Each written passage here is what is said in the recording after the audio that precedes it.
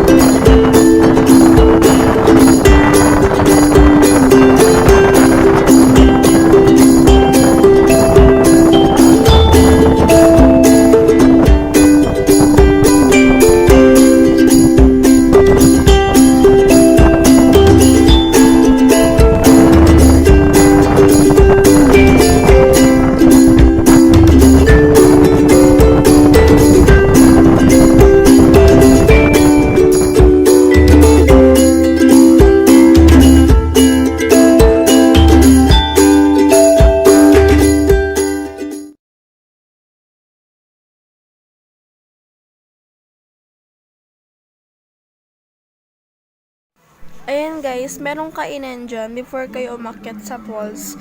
Bawal na kasing kumain dun sa mismong falls, kaya mas magandang kumain na rin kayo dyan.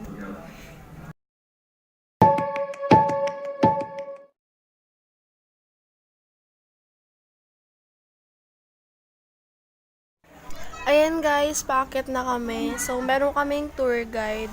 Bawat tour guide meron siyang bayad, 200 pesos. Pero pang 10 tao lang. So, kami naman, 40 persons kami.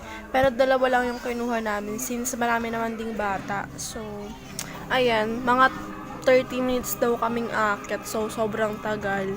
Saka, sobrang gulo ng camera yan kasi sobrang, ang daming bato, ang hirap maglakad. So, ayun.